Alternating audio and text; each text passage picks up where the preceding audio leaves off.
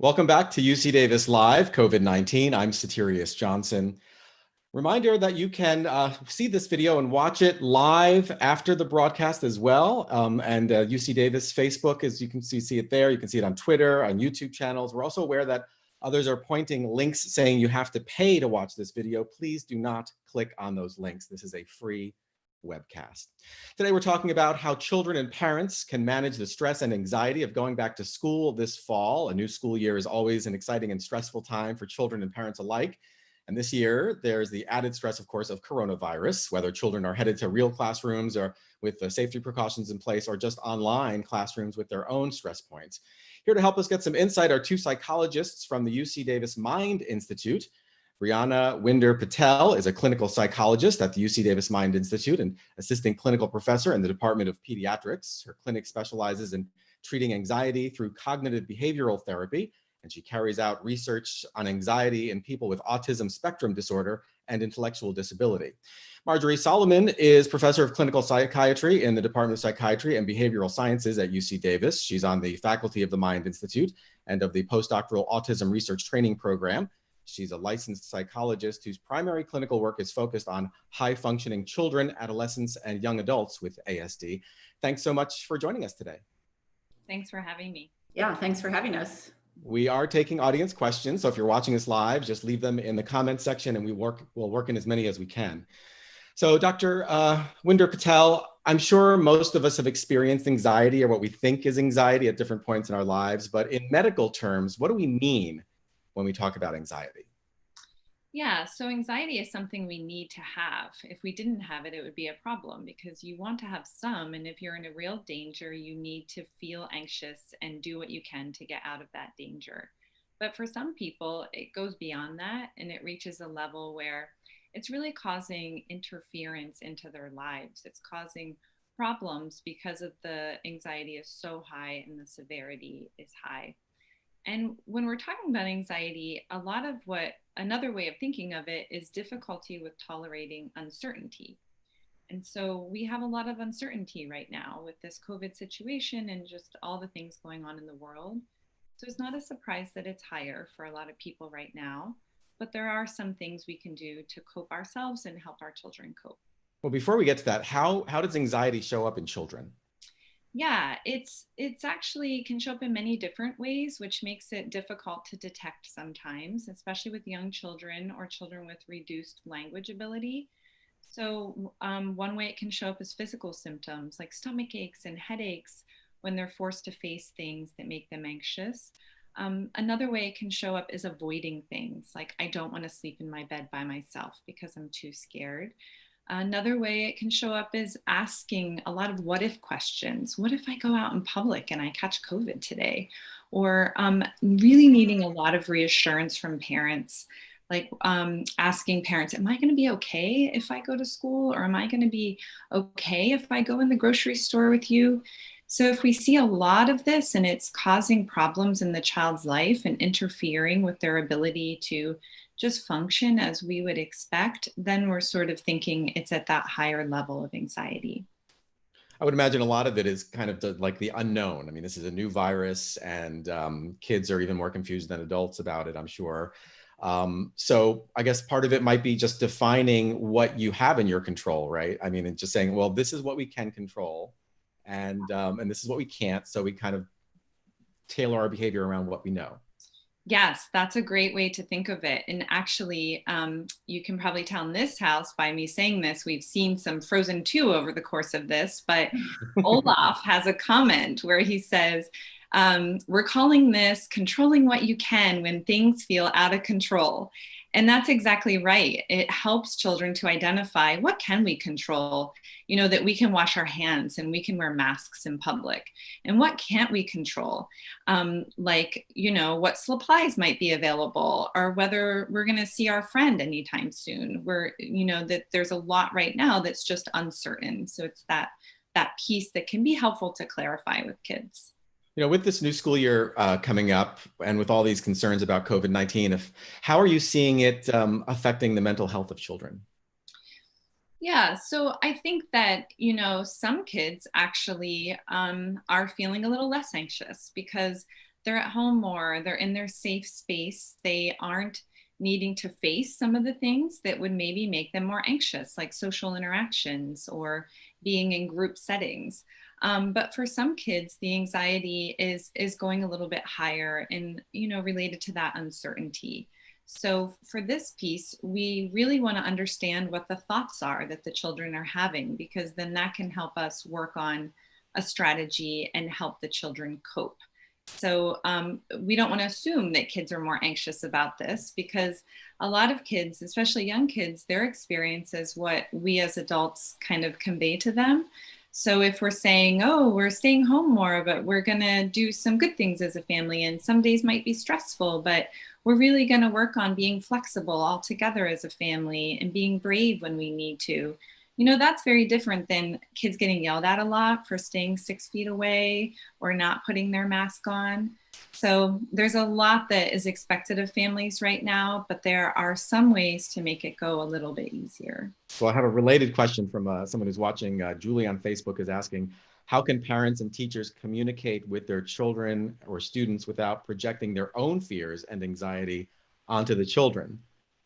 Yeah, so one thing can be to model coping strategies yourself. So I think that sometimes as parents, we feel like we have to shield all the stress from the children, but we actually don't want our children to grow up with no stress or challenges. It's kind of better for them to feel like there are challenges, but we'll find a way to work through them. So kind of modeling for yourself, wow, I just got some really stressful news about my work situation. I would like to pick a helpful choice and I'd like to go for a walk. Do you want to come with me? And so I think that we're asking parents to do really kind of miraculous things at this time with juggling how much they need to, and parents trying to think about, are there ways they can cope so that our children don't just get the side effects of how stressed out we are. Right. I think I'd like to just say that is an incredibly important issue. I think during this time, there's stress on everyone, and parents that are working as well as caring for children in the home and helping with education are under an enormous amount of stress. Even more so perhaps in families with kids with developmental disabilities and potentially autism. And so it's very important for all of us to take good care of ourselves by instituting coping strategies that help us, taking those walks, having that quiet dinner with your partner, doing the things that bring you joy, and giving yourself a little time so that you have the strength to help your children in all the ways that Brianna suggests. It's often, easy to forget about self-care, but that's part of the whole picture. Right, for sure. Just wanted to say that. Yeah, absolutely. So we have another question. Kate, who's watching on Facebook, is asking, what are the best questions teachers can use to gauge students' mental health? And I guess the same could go for parents and their children. Yeah, so I think if teachers, districts have very different formats in how they're, interacting with the kids over distance learning. And I think that if there is a possibility to have the videos on for kids to have that face-to-face interaction with the teachers and the other kids, and to just kind of, teachers are really good at this, like just checking in with kids and saying, how's it going? And let's maybe talk about one thing that was kind of tough this week and think together how we could work on that. And maybe one thing that was really, really great.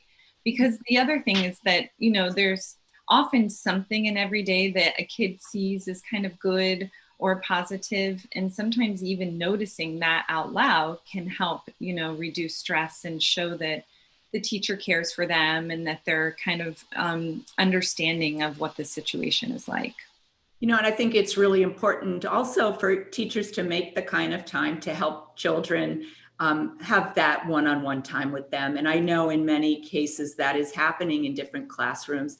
And if certain kids are in need of more support, that can be something that parents ask for as well, in order to reassure their children and to maintain that bond between child and teacher. It looks like most kids, at least in California, will be going to school remotely this fall. Do you see that changing the stresses and anxiety for children? Will it throw more stress onto parents as well?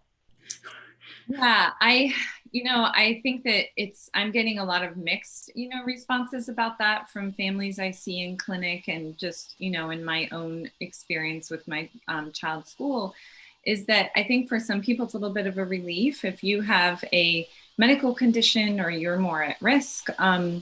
And, it might feel safer to stay home. And if they're able to help their child with distance learning, for others, this is really a struggle, being asked to work from home and also somehow help with your child's distance learning is really, really stressful. I think that again, this piece comes back to parents kind of being a little bit like easy on themselves, not being super hard and expecting that they're going to be like the best teacher that ever happened if they were never trained to be a teacher. And to be able to kind of just be aware of how your child's doing.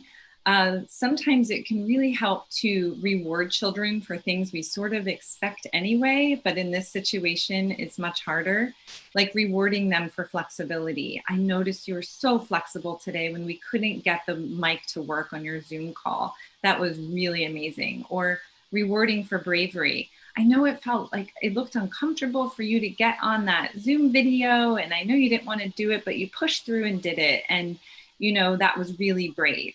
So sometimes we forget to really pay attention to the things children do well because we're just so relieved that that it went well, but that can go a long way. Yeah. Positive communication, and not just kind of, tamping down the feelings. I mean, everybody's anxious. It's okay to recognize that. And we know what we know, and we don't know what we don't know. Mm-hmm. And we're going to get through this. Yeah. And, I think you're making a really good point, is that parents tend to know their children really well, and they can speak with their children, give their children a chance to voice the special kinds of fears and anxieties that they may have about going back to school or anything related to COVID. I think fortunately our parents with kids with autism may be pretty good at doing things like that already, because it's what we teach. You can't just expect, because you see a particular behavior in a child with autism, that you know what they're thinking and feeling. And that is true for all children. You really have to kind of try to get down to their developmental level and understand what it is that makes them afraid. I mean, I think Dr. Winter Patel had an amazing story when she was doing one of her interviews recently with a child who was very frightened about COVID. And this was a child with autism. And the reason the child was afraid was because they thought that little ball with the red spikes was inside their body. And that was a very frightening thought. But unless you took the time to really talk with the child about what particularly made them afraid, you wouldn't understand that. And so it really behooves parents to take the time to feel exactly what different things are making their children act the way they do during this really unusual time. We have another viewer question. Deepanchi on Facebook is asking, do you have any tips to identify anxiety in and help kids who are going to be doing online learning for this academic year? Is this from, to help their own kids, or is it like how a teacher would notice? I'm going to guess, I don't know, it's not clear, but why don't we do both? Why don't we hit both? Yeah, so I think tips for your own child would be to just kind of not assume that they're sort of ready for this and that they have some certainty about this. The thing with anxiety, it is the intolerance or the difficulty with uncertainty. And we don't want to make everything certain for them, because that's not how the world works. But we all feel a little better if we are more prepared.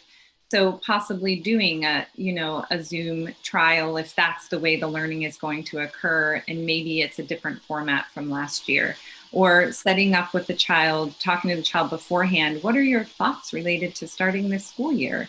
I had a child recently tell me her biggest worry was whether she'd be able to log in on time.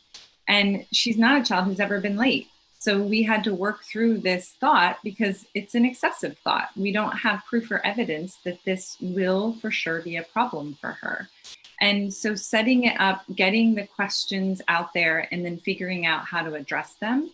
And one way I do that often is to say, I teach children that there's this thing called anxiety, and we need some of it, but sometimes it gets too much. And when it gets too much, we have to be like private investigators, and we have to catch it, because we don't have to listen to it when it hits that point. So I teach children, be aware that the anxiety bully could mess with you, and what would that look like? And so with the child worrying about logging in on time, she's worked with me for a while, and I said, okay, so do we have any proof or evidence that this will be a problem for you? And she's like, no, I make all of our sessions on time. I do all this myself.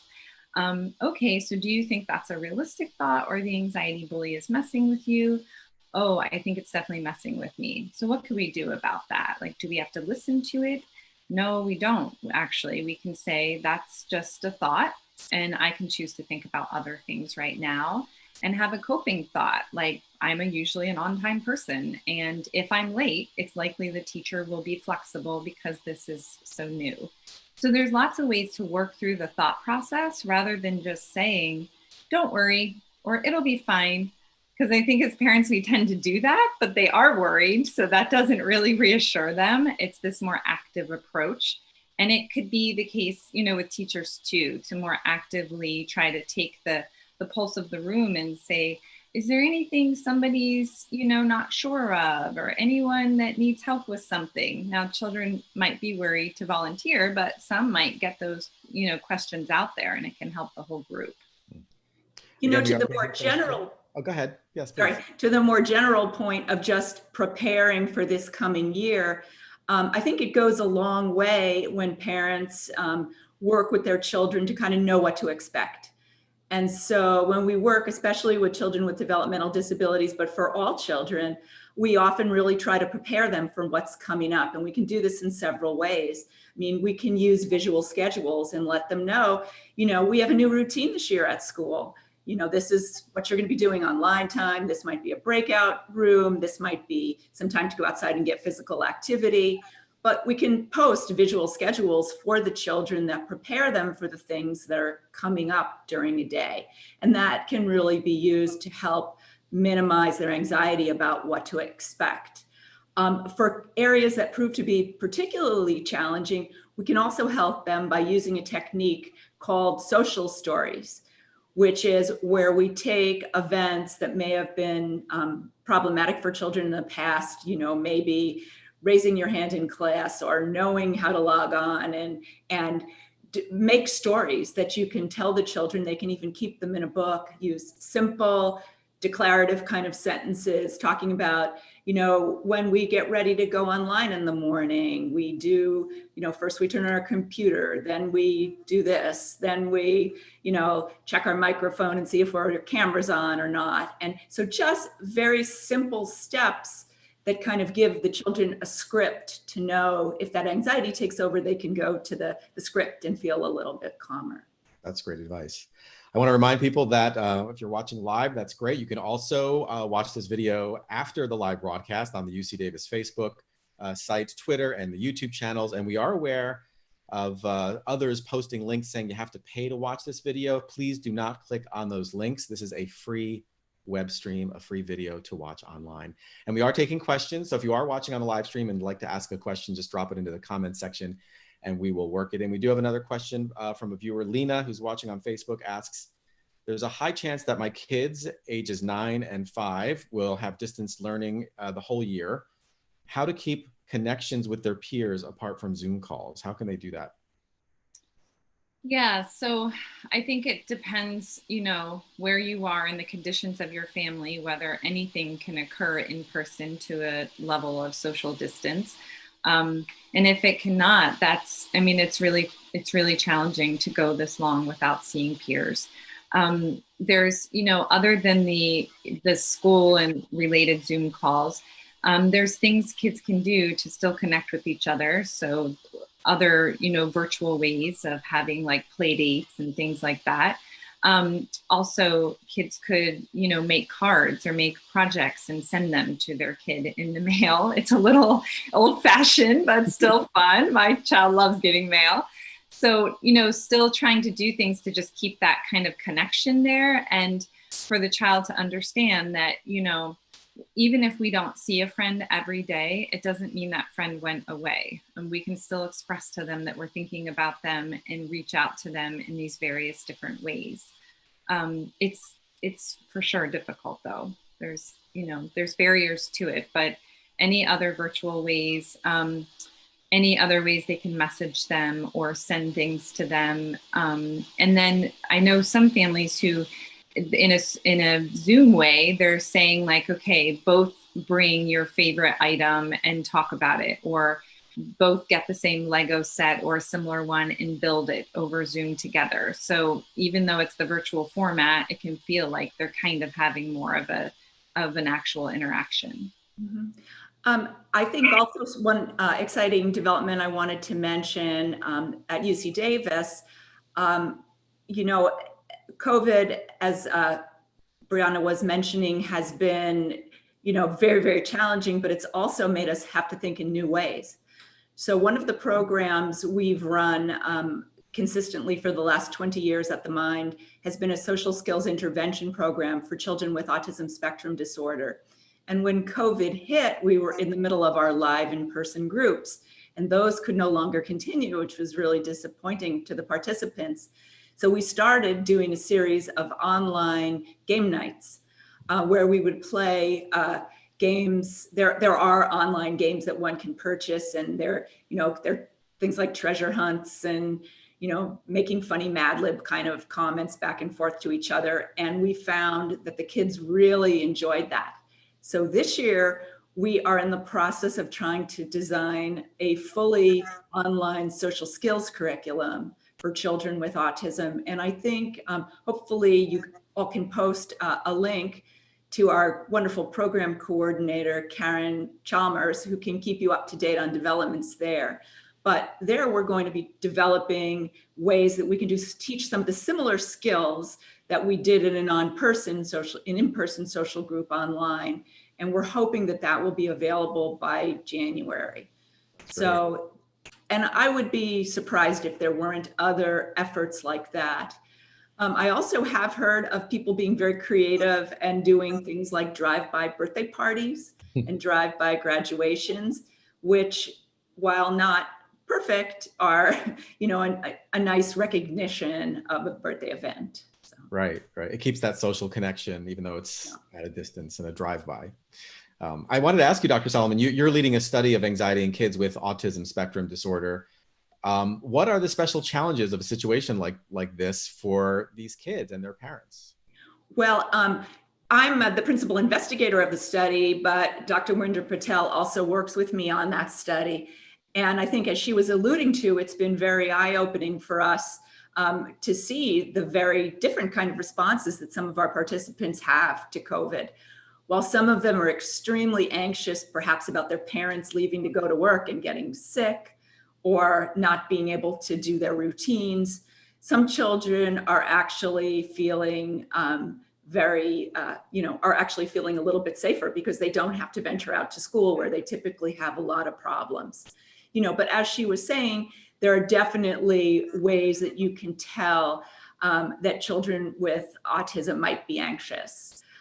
For our kids with autism, they have something called special interests.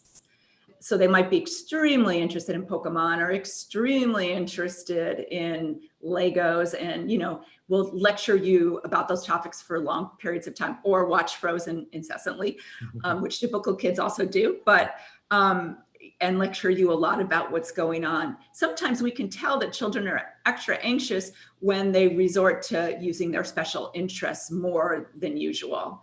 Other times, kids will have behavioral problems, and you'll think that they had really crossed a bridge and weren't doing something anymore, like having tantrums, or not wanting to go to bed, or not wanting to eat certain foods. But they might have a small regression in there. You have to use your patience and your kindness and your toolkit and your detective skills to try to figure out, are there things they're anxious about that they haven't had a chance to talk about, that we haven't had a chance to try to problem solve around. So I think that, those kinds of things are, do come up in this kind of a time. We have another viewer question. Nalita on Facebook is asking, excuse me, she writes, my son, who is a high functioning autistic, is very anxious about not being able to go back to school and seeing his friends and teachers. He doesn't like school, but he now misses it so much. We take walks just so he can see the school. Our district has a great support system for distance learning, but it's just not the same. Do you have any tips?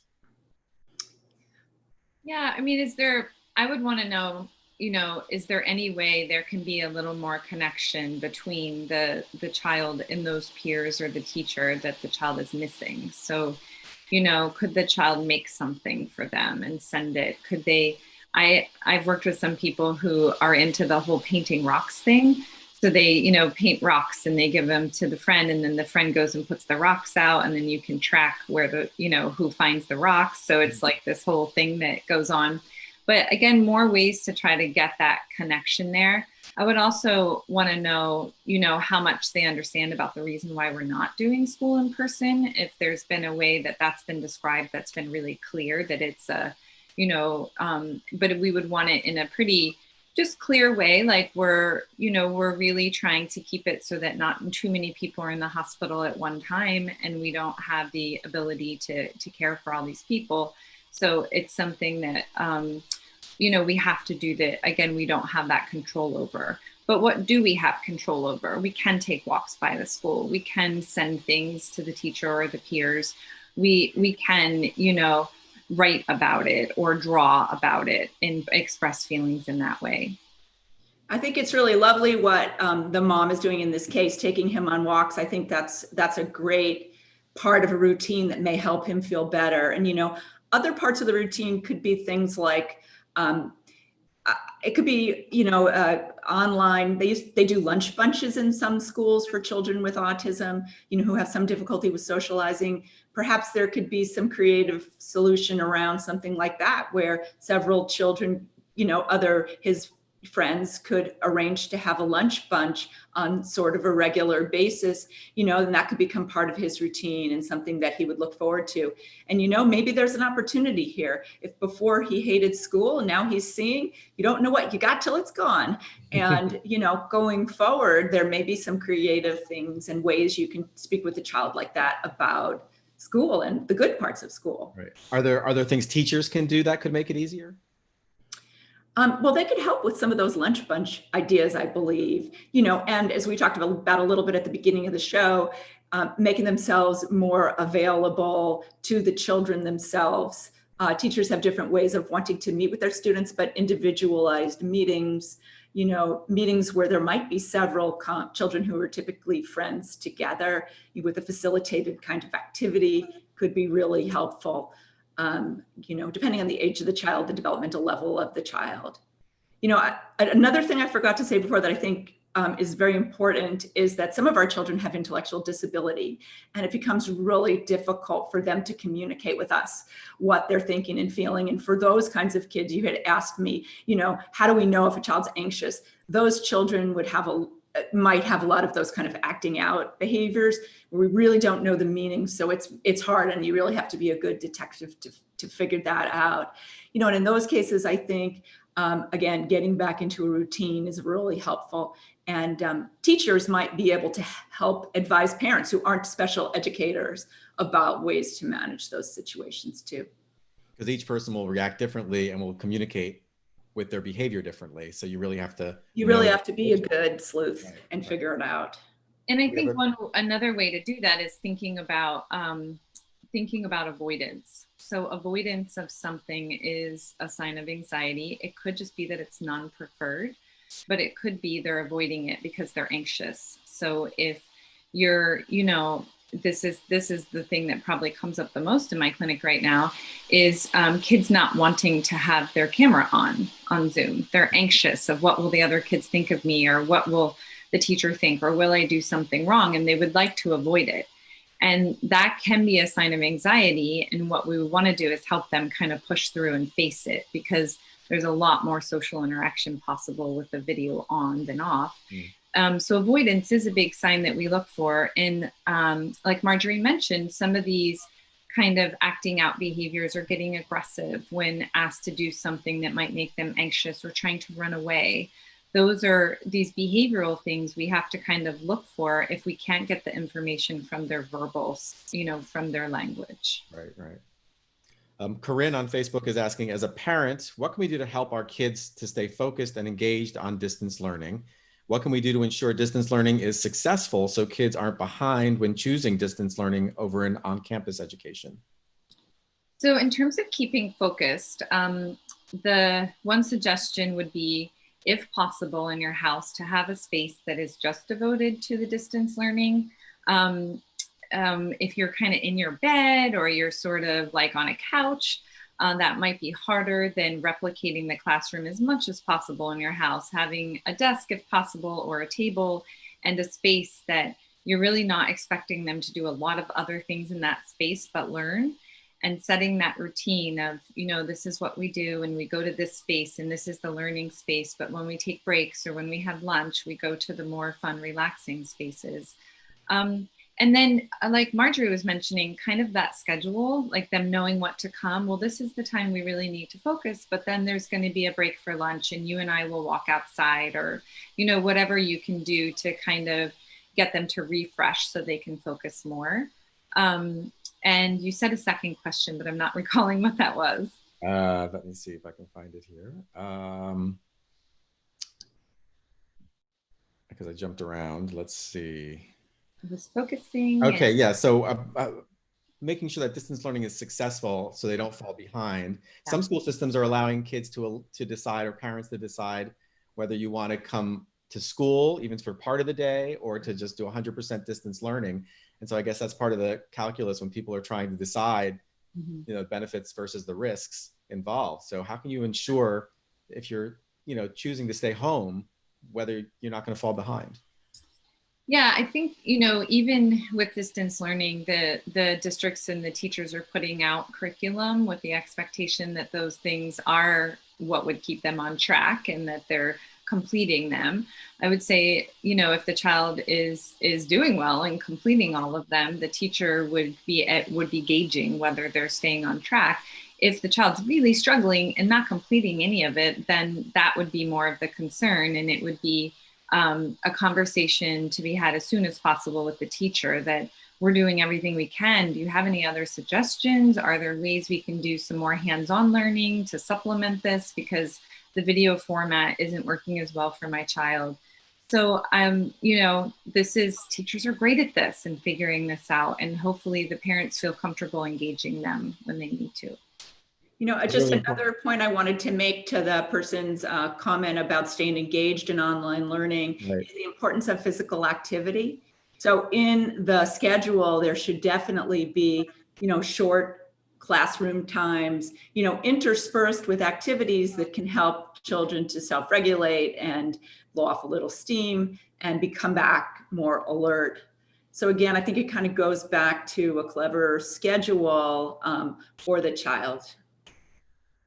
I'm sorry. Do you want just to a tailored schedule, knowing the way your child works. I mean, having structure in general is just a good idea. Structure's good. Yeah, structure is good.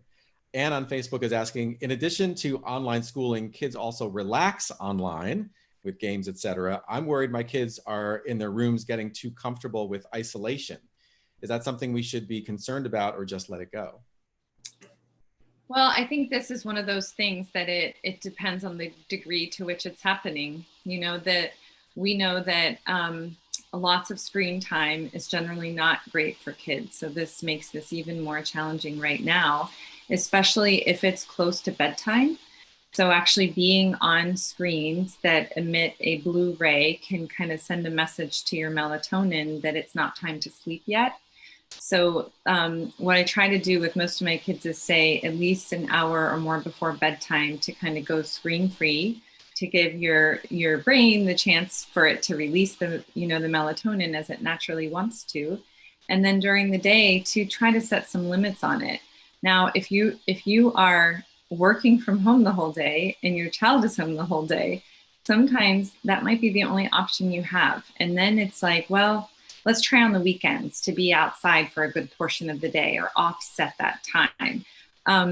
Of course, playing games, doing things in person like crafts and drawing and all of those things, and kind of accessing the world in terms of being outside and in nature are great things, but we have to be realistic right now too. So it's a balance, and every family knows what's possible for them. And if they get more screen time one day, maybe try to offset it another day. Yeah, I think it's good natural practice in your family about, valuing not spending all your time on the screen is important, but we have to cut ourselves slack, as we talked about before. If things are super stressful and challenging, sometimes in these days, you're going to have to let that go a bit. Right. I think the concern also is about isolation. So I think maybe just even having meals together, a lot of families got out of the practice of having dinner together sometimes. And so you're at home, okay, we're going to have lunch together, we're going to have dinner together. Just having the social interaction must be a positive thing. Mm-hmm. Definitely. With your family, with your brother. Yes. Yeah. So limiting how much they're allowed to just be in their room alone, and maybe an event you pick for the weekend is a family movie night, but popping the popcorn and having the family choose it together and hang out together and talk about it is definitely different from just being in your room by yourself playing video games. So there are ways to kind of, like bridge that gap, but be mindful that we just don't think it's, the best to have high amounts of screen time by yourself. So Terry, you're reminding me also of another comment. I'm a little older than Brianna, so my children are young adult children. And I think parents are facing unique stresses around this time with their young adult children as well. I had one son who finished college online, and that created interesting issues around our family, and another son who's been home, working from home part of the time. And I think they're also really interesting family issues that, create new needs for families to cope with. It's wonderful. I think a lot of us never anticipated that we'd have our adult children back home with us ever again. And lo and behold, we do. Be careful what you wish for, right? Exactly. Although, we've had some fun times. We've had some fun times that I never thought we would have had before. But I think my children have said, gee, I wish I weren't here more than once too. So. Well, we have a related question from someone watching, from a few people watching, questions related to supporting tweens and teens. So are there any specific resources and tips you would suggest for them? Well, I think a lot of the things we've talked about today, you just have to sort of developmentally move them up a tier. There are definitely lots of fun games that you can play online. And so, making peer-to-peer interaction important is something that, I would recommend. Obviously you have less control over teens and tweens and young adults than you do with younger children, but continuing to try to espouse the same values of wanting to get together with our friends and doing family activities that are age appropriate, that aren't too not cool, which can be quite a challenge, I might add, or sharing in chores, because when teens come home, I haven't cooked so much dinner, I got to tell you, for many years. It's rather a shock. I think that having everyone pitch in and help around the house is super important and a way to stay engaged together. So. We have a question from Francesca on Facebook, getting back to kind of like the isolation issue. Will the lack of social interaction for our kids and their peers and this extended distance learning timeline, will our kids have long-term effects? I would imagine that maybe for younger kids, it might have more long-lasting effects than older kids, but do we have any research or any evidence of? I don't think we can know that for sure, but I do think one interesting thing about the pandemic is it's really hastened a lot of changes in our society. So I wouldn't be totally surprised if there's more distance type activities in general, including learning in the future. So I think we're all adjusting to this new reality, and we just have to kind of take it as it goes. I think using common sense and trying to get people to still talk to people is obviously a good thing, be they family members or friends online. So. Right. Yeah, and I think in general, kids are really resilient, and it's that way that we present some of these challenges and information to them. If we're really taking this time to, whenever we think of it, to work on bravery and adaptability and kind of flexibility. That's going to be skills that they'll have for their whole life. And, we as adults and parents are really working on them ourselves right now. So modeling that for kids. We don't know what will happen long term, but I do think the households where the tensions are really high and the stress is really high without any relief is, more concerning. And in some ways, we aren't able to control some of those things, but if we can try to think about what are helpful options for us as parents, what helps me cope, taking a walk, listening to an audiobook, telling my child right now, I feel kind of upset and I'm going to take 3 deep breaths before I answer your question, but I'm going to get back to you. That those are things that they can see moving forward, and maybe they wouldn't have had the opportunity to learn some of those coping skills, if this didn't happen.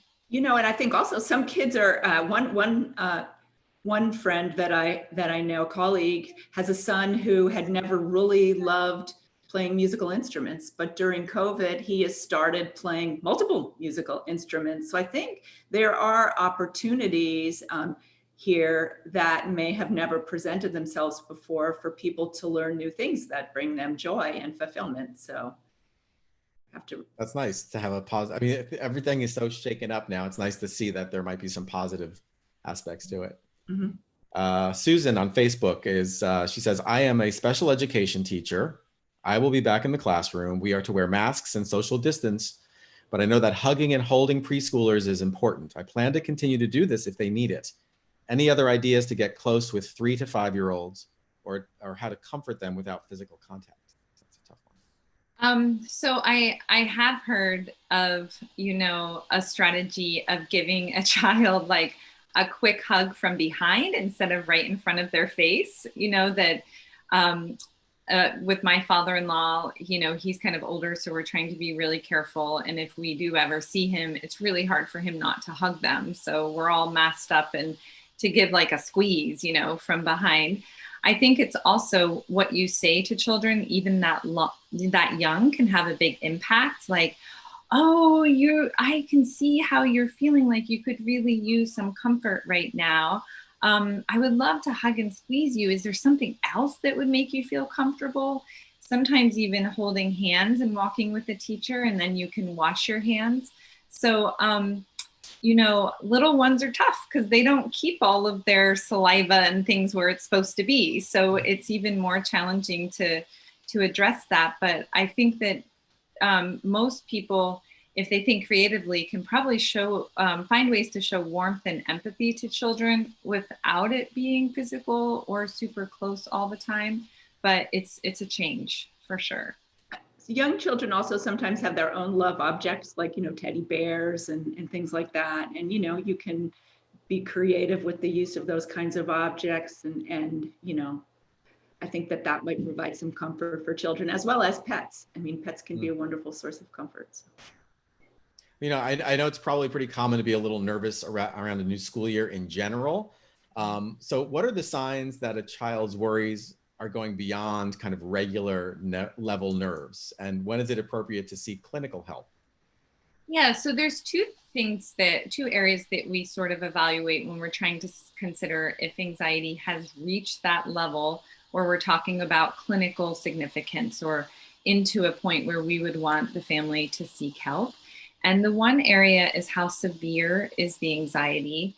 So we think of it, we use a little thermometer scale to kind of make ratings of how severe is the child's anxiety when they have to face this area. And that helps us think about it. The other area is how much interference is it causing in your life? So an example is, one child could be afraid of, going to sleep at night, and their family is able to kind of, do that thing where you look for evidence of proof. Is there anything bad we think is happening right now? Okay, we don't think there is anything. So maybe the anxiety is kind of messing with you a little bit, and we're going to have you try to go to sleep and think about going to the lake this weekend. And so that's a little bit of anxiety, a little bit of interference maybe, but there's some kids who it's hours to try to get them to go to sleep or stay in their own bed. And so you're talking about interference that's, really rising to that point that this is causing a lot of stress for the family. So severity and interference are two areas that we look at to figure out, is this at that range where we say, it's kind of reached that problem range in at least one area of their life. And we would want to help them, seek out a professional to assist with that. One thing that another fortunate aspect that COVID has hastened is the use of telepsychiatry. So it's actually become now very accepted practice that a lot of the psychiatric kind of visits or mental health related visits that we have going on are done over, links, Zoom links or other telehealth kinds of links. And so it's actually, could be relatively simple to get more serious kinds of help from providers. So yeah, at UC Davis, we're really a leader in telehealth, as I'm sure you know. Yes, and I was going to ask, like, what if a child is diagnosed with anxiety, what are the tools you can use to treat them? I guess telemedicine is a really great way to go. Is that effective in kids both with autism spectrum disorder and kids without it? I think we don't have a lot of great studies at this point on whether telehealth is effective, but I would guess from what we're observing clinically that it can be highly effective. A little bit more to your question about what helps kids. That's what Brianna and I are studying in this particular STAR study for children with autism. And the STAR study kind of mirrors what's been done in kids that don't have autism. So we're testing the effectiveness of one intervention that's called cognitive behavior therapy for anxiety. And that's really an evidence-based practice at this point for dealing with children and anxiety. And, the kind of slogan of CBT is change the way you think, change the way you feel. And that's what we do with children. We work with them one-on-one to understand just what their particular fears and things that make them anxious are. And we practice with them to gain exposure so they no longer avoid and they become less anxious. So in the trial, we're testing one form of CBT that's been validated for children with autism. Then we're also using medications because we have a number of medications that are used with individuals with children with typical development or adults with typical development. And those have in early trials been shown to be efficacious. Sometimes the cognitive behavior therapy or CBT is used in conjunction with the medication. So that's us. The trial is called the STAR trial. And if people have children with autism ages 9 to 14 and are interested in potentially participating in that study, we still are actively recruiting families, and there should be a link coming up in your box to Taryn Hecker's about that. But so go back to your question, medications can be very effective. And this therapy called cognitive behavior therapy can be very effective. And another thing we're learning during the pandemic is that they can all be done online. We've been managing folks for their medications online, having them meet with psychiatrists online, and also delivering cognitive behavior therapy online, and are actually trying to get ready to work with our colleagues across the state to make our CBT, this protocol, available online. So stay tuned. It's still not been approved at our institution, but if you're interested, you should contact the link. And you might not even have to be that close to Sacramento to participate. Well, this has been really great. Your work is so important and relevant, especially right now. And I have to say, we've been getting a lot of appreciation and support from our viewers for you both in the comments as people have been watching this. So thank you so much for sharing all of your work and knowledge with us. Thanks for having us. Our pleasure. Brianna Winder-Patel is a clinical psychologist at the UC Davis Mind Institute and assistant clinical professor in the Department of Pediatrics. Marjorie Solomon is professor of clinical psychiatry at UC Davis and is on the faculty of the Mind Institute as well. Next time, we'll look into how the pandemic has affected transportation and mobility and how wealth and social class factor in. Until then, I'm Satirius Johnson, and this is UC Davis Live COVID-19.